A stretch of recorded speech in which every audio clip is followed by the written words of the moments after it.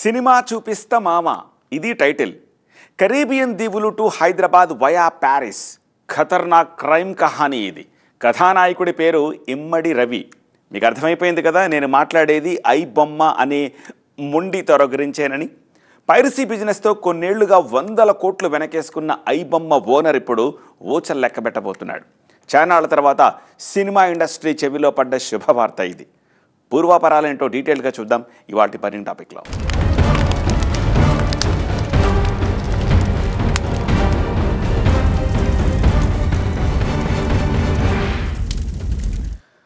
Hit the third case. ఇదొక crime thriller movie. Nani produce చేసి హీరోగా నటించి రిలీజ్ చేసిన సినిమా. రిలీజ్కి 18 గంటల ముందే ఫుల్ హెచ్డి క్వాలిటీ తోటి క్రిస్టల్ క్లియర్ సౌండ్ తోటి ఆన్లైన్లో వచ్చేసింది. ఇండస్ట్రీ మొత్తం షాక్ తింది. ఇటువంటిదే మరొక షాకింగ్ ఏమిటంటే మంచు విష్ణు కోట్లు కుమ్మరించి 6-7 ఏళ్లు పడ్డ కష్టానికి ఫలితం కనప్ప మూవీ. ఆ సినిమా విఎఫ్ఎక్స్ విజువల్స్ ఉన్న హార్డ్ డిస్కే గల్లంతైపోయింది. ఎవరో ఎత్తికెళ్ళిపోయారు అని కంప్లైంట్ చేస్తే నవ్వి ఊరుకున్నారు. కానీ ఇదంతా నవ్వి ఊరుకునే సమాచారం కాదు. ఎంత సీరియస్ మ్యాటర్ అంటే ఏటా సినిమా ఇండస్ట్రీకి 22,000 కోట్ల రూపాయలు గండి కొట్టేంత సీరియస్. పైరసీ బారిన పడి కంటెంట్ని కాపాడుకోలేక నానాయాతన పడిపోతోంది తెలుగు సినిమా పరిశ్రమ. ఫిల్మ్ కంటెంట్ చోరీలో ఆరితేరినవాడు, పైరసీ ఎంపికై చక్రవర్తి లాంటోడు, మొత్తం పింక్ ఇండస్ట్రీనే ఒక ఆట ఆడుకుంటూ అన్న కంత్రిగాడు ఇప్పుడు పోలీసులకు చిక్కాడు. ఇంతకీ ఎవడు వాడు, ఎక్కడి నుంచి వచ్చాడు, ఎలా దొరికాడు? లక్షల్లో సబ్స్క్రైబర్లుండే ఓటీటీ కంపెనీలకు, కోట్లు పెట్టి సినిమాలు తీసే నిర్మాతలకు కంబైన్డ్ గా ఒకే ఒక పెద్ద తలనొప్పి most popular piracy website I బొమ్మ. దీని గురించి తెలియని నెటిజన్లు ఉండకపోవచ్చు. ఇక్కడ దొరికేది పైరసీ కాంటెంట్ అని, దాన్ని నడిపేది పక్కా ఫాల్తూగాళ్లని తెలిసినా సరే మనోళ్లు వదిలిపెట్టారు. ఒక నెలలో సగటున 27 లక్షల మంది విజిటర్లు వస్తారంటే అర్థం చేసుకోవచ్చు ఐ బొమ్మకుండే పాపులారిటీ ఏంటో. ఇప్పుడు ఐ బొమ్మ వెనకుండే మాస్క్ మ్యాన్ దొరికాడు. పేరు ఇమ్మడి రవి. చూడ్డానికి 25 ఏళ్ల సాదా సీదా పైలా పచ్చీసు కుర్రాడిలా కనిపించినా ఇతగాడి నెట్వర్క్ మాత్రం ఇంటర్నేషనల్. ఫ్రాన్స్ నుంచి హైదరాబాద్కు వచ్చిన ఇమ్మడి రవిని పక్కా సమాచారంతో కూకట్పల్లిలో అరెస్ట్ చేశారు సిసిఎస్ పోలీసులు. కొత్తగా రిలీజ్ అయిన సినిమాలను, ఓటీటీ స్ట్రీమింగ్ ప్లాట్ఫామ్స్ లోని వెబ్ సిరీస్లను పైరసీ చేస్తూ ఐ బొమ్మ అనే వెబ్సైట్ లో పోస్ట్ చేస్తూ కోట్లాది మంది మిడిల్ క్లాస్ డిజిటల్ ఆడియన్స్ కి ఖర్చు తగ్గించే ఆపద్బాంధవుడిగా కనిపించాడు ఇమ్మడి రవి.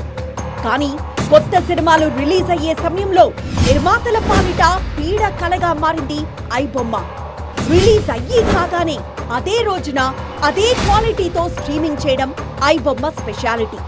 డిజిటల్ కాంటెంట్లను చూడాలనుకునే ఆడియన్స్ ఐ బొమ్మకు బానిసలుగా మారిపోయిన పరిస్థితి. ఐ బొమ్మ ఓనర్ ఇమ్మడి రవి బ్యాక్గ్రౌండ్ ఏంటి? సినీ నిర్మాతలకు 100 కోట్లలో నష్టం కలిగించే స్థాయికి ఎలా ఎదిగాడు? ఇమ్మడి రవి ఒరిజినల్ నేటివ్ విశాఖపట్నం, పెరిగింది మాత్రం హైదరాబాద్లో. కూకట్పల్లిలోని ఒక అపార్ట్మెంట్ లో ఉండేవాడు. కరోనా టైంలో సినిమా థియేటర్లు బోసిపోయి ఓటీటీకి ఆదరణ పెరిగిన నేపథ్యంలో అతడి దృష్టి ఆ వైపు మళ్ళింది. నెలకు వేలు పోసి సబ్స్క్రిప్షన్లు తీసుకోలేని కోట్ల మంది మిడిల్ క్లాస్ డిజిటల్ ఆడియన్స్ నే పెట్టుబడిగా పెట్టి పైరసీ బూట్ కి మారాడు. తెలుగు, హిందీ, తమిళం సినిమాలు, ఓటీటీ కాంటెంట్ ను దొంగచాటుగా లేపేసి ఐ బొమ్మ పేరుతో ఒక వెబ్సైట్ క్రియేట్ చేసి అందులో అప్లోడ్ చేయడం మొదలుపెట్టాడు. ఒక్క తెలుగు సినీ పరిశ్రమకే దాదాపు 3,000 కోట్ల నష్టం దాపురించిందంటే వీడి చేతివాటం ఏ స్థాయిలో ఉందో అర్థం చేసుకోవచ్చు.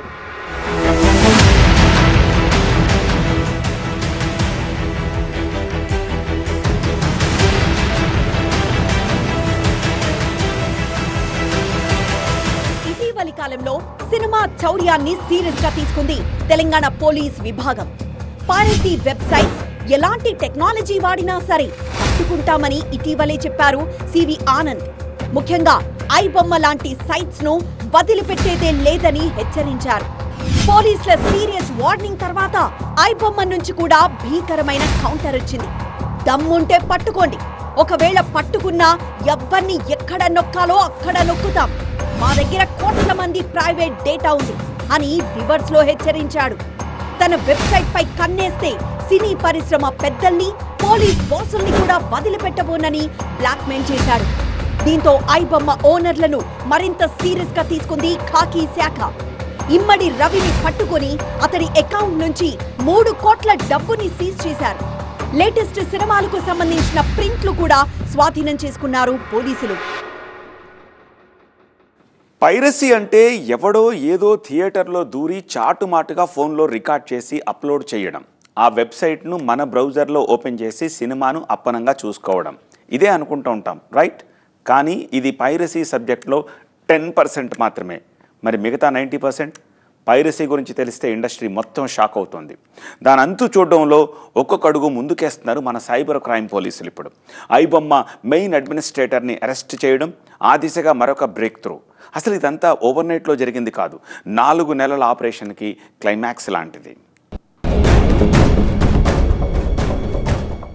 మన సినిమా వాళ్ళు ఏళ్లకేళ్లు రేయింబవళ్లు కష్టపడి షూటింగ్లు, ఎడిటింగ్లు పూర్తి చేసి అలా వచ్చిన ఫైనల్ కాపీల్ని చాలా భద్రంగా దాచుకుంటారు.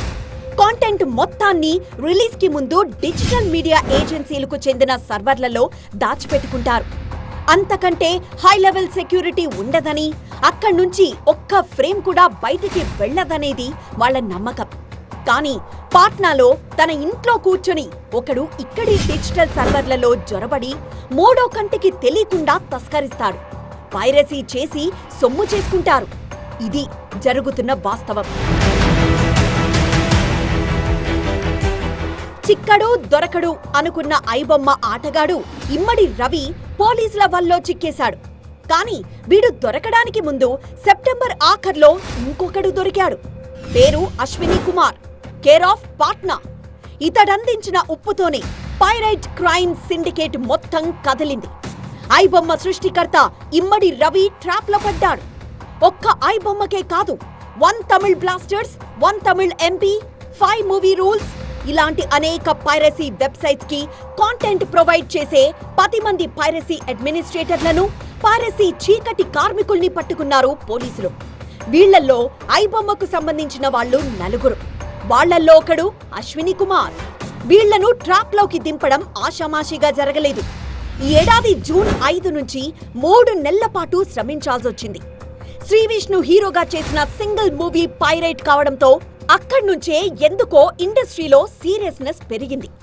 బరి తెగించిన కొన్ని పైరసీ వెబ్సైట్ల మీద ఫిల్మ్ ఛాంబర్ కంప్లైంట్ చేయడంతో కదిలింది Telangana cyber crime department. Piracy websites లో ఉండే సినిమాల్లో ఆడియో, వీడియో సిగ్నేచర్స్ ని పరిశీలించి పైరేటెడ్ మూవీలో వినిపించిన బ్యాక్గ్రౌండ్ నాయిస్ ని, కెమెరా యాంగిల్ ని, హాల్ అంబియన్స్ ని సింక్ చేసి చూస్తే హైదరాబాద్ లోని అత్తాపూర్ సినీ పోలీస్ థియేటర్ లో ఆ సినిమా రికార్డ్ అయిందని క్లారిటీకొచ్చారు పోలీసులు.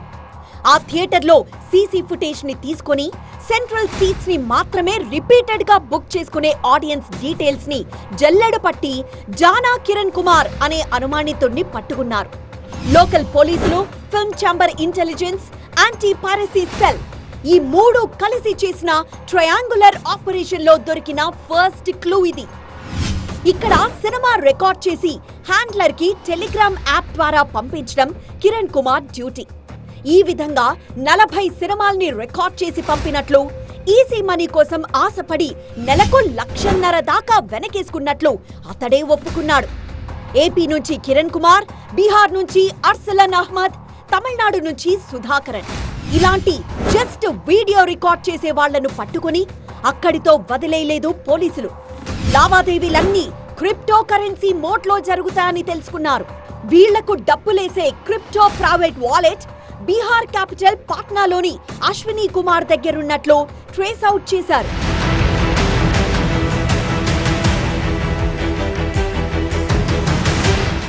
అశ్విని కుమార్ చదువుకున్నది కేవలం ఇంటర్మీడియట్. వాడి బుర్ర మాత్రం ఒక డిజిటల్ వెపన్. సినిమాలు పైరసీ చేసే చిల్లర దొంగ కాదు. వీడి చేతిలో పెద్ద హ్యాకింగ్ నెట్వర్కే ఉంది. ఇంటి చుట్టూ 22 సీసీ కెమెరాలు పెట్టుకొని కథంతా నడిపిస్తాడు. పోలీసులు వస్తున్నారని తెలిసి డేటా మొత్తం డిలీట్ చేయబోయినా డామేజ్ కథ అడ్డం తిరిగి దొరికిపోయాడు. 2 నెలలుగా సిసిఎస్ పోలీసులు ఇంటరాగేట్ చేస్తే మొత్తం కక్కేశాడు అశ్విని కుమార్. అతడిచ్చిన సమాచారంతోనే ఐబొమ్మ నిర్వాహకుడు ఇమ్మడి రవి అరెస్ట్ అయ్యాడు. సినిమా ఇండస్ట్రీ మొత్తానికి ఇది వెలకట్టలేని శుభవార్త. సగటు ప్రొడ్యూసర్ గుండె మీద చేతులేసుకొని నిద్రపోయే రోజుది. మొదట్లో థియేటర్లో సినిమాను దొంగ కెమెరాతో రికార్డ్ చేసే జానా కిరణ్ కుమార్, ఆ తర్వాత పైరైటెడ్ కాంటెంట్ ను గ్యాదర్ చేసి హ్యాకింగ్ నెట్వర్క్ నడిపే అశ్విని కుమార్, ఇప్పుడు ఐబొమ్మ ఆటగాడు ఇమ్మడి రవి. మొత్తం 4 నెలల పక్కడ్బందీ ఆపరేషన్ ఇది. కానీ ఇక్కడితో అయిపోలేదు. ఐబొమ్మ కథ క్లైమాక్స్ వేరే ఉంది. దాన్ని కూడా తేలుస్తామంటున్నారు సిసిఎస్ పోలీసులు. ఇప్పుడు మనం మాట్లాడుకుంటోన్న అశ్విని కుమార్ కేవలం మూవీ పైరసీకి మాత్రమే స్పెషలిస్ట్ కాదు.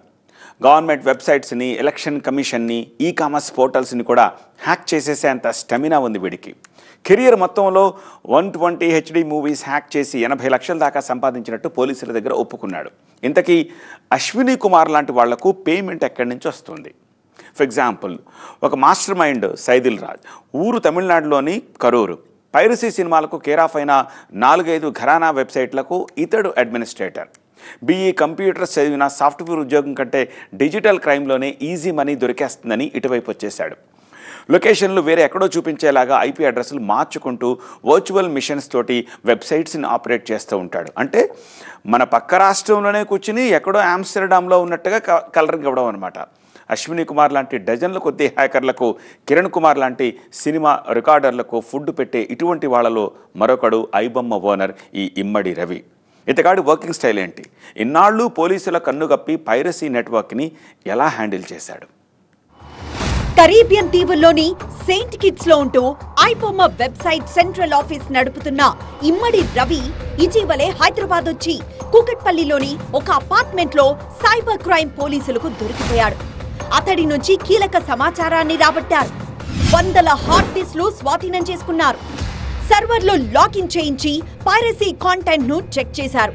అతడికున్న ఏజెంట్లు, హ్యాండ్లర్ల నెట్వర్క్ పై కూపీ లాగుతున్నారు పోలీసులు. మన దేశంలో కాపీరైట్ యాక్ట్ చాలా పకడ్బందీగా ఉంటుంది. వీటి నుంచి తప్పించుకోవడానికే కరీబియన్ దీవుల్లాంటి వాటిని వీళ్లు అడ్డాలుగా మార్చుకుంటున్నారని ప్రాథమికంగా తేలింది.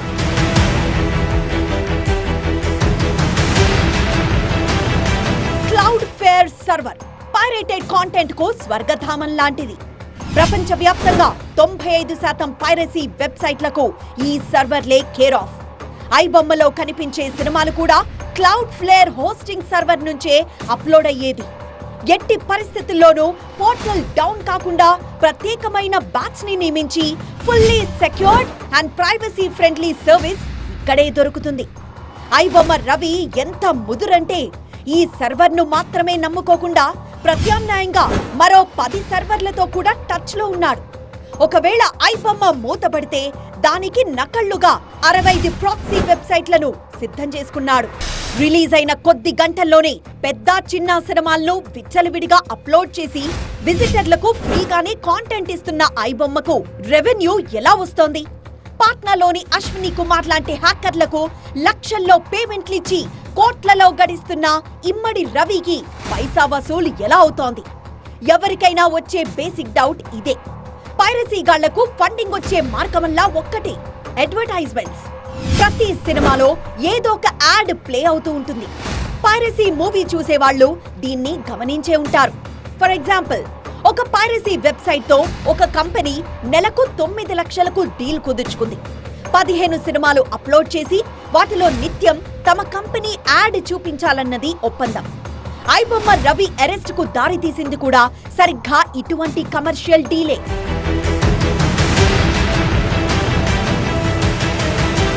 ఐబొమ్మ వెబ్సైట్ లో 1x బెట్ లాంటి కొన్ని బెట్టింగ్, ఆన్లైన్ గేమింగ్ యాప్స్ గురించి ప్రకటనలు ప్లే అయ్యేవి. సినిమాల కోసం ఐబొమ్మ సైట్ కొచ్చే విజిటర్స్ ను బెట్టింగ్ వైపు దారి మళ్లించేలా ఈ యాడ్ కంపెనీలతో ఒప్పందం చేసుకున్నాడు ఇమ్మడి రవి. ఈ విధంగా బెట్టింగ్ కంపెనీల నుంచి ఇతడికి కోట్లలో ఫండింగ్ వచ్చేది. ఇటీవలే బెట్టింగ్ యాప్స్ తో ఆత్మహత్యలు పెరుగుతున్న నేపథ్యంలో పోలీసులు ఆ దిశగా ఫోకస్ పెంచారు. దర్యాప్తులో భాగంగా బెట్టింగ్ కంపెనీల లావాదేవీల్ని ట్రేస్ చేస్తూ వెళ్లిన పోలీసులకు ఆయాచితంగా ఐబొమ్మ లింక్ దొరికింది. ఎప్పటికప్పుడు IP అడ్రస్లు, సర్వర్లను మారుస్తూ తప్పించుకొని తిరిగిన ఐబొమ్మ రవి ఈ విధంగా అడ్డంగా దొరికిపోయాడు.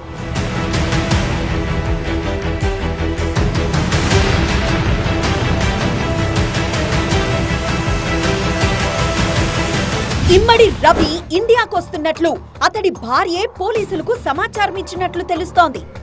ఇమ్మడి రవికి భార్యతో కొంతకాలంగా తగాదాలున్నాయి. విడాకుల కేసు గురించి హైదరాబాద్కొచ్చి పోలీసులకి ఈజీగా దొరికిపోయాడు.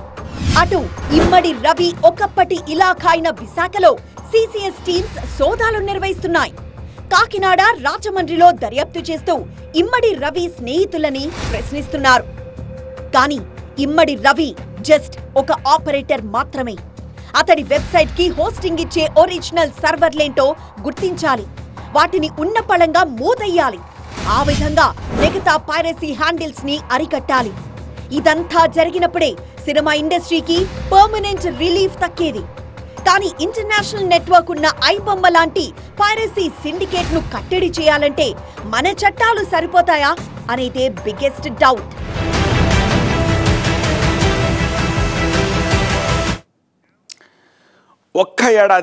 ఒకే ఒక్క ఏడాదిలో పైరసీ కారణంగా మన ఇండస్ట్రీ నష్టపోయిన అమౌంట్ ఎంతో తెలుసా మీకు?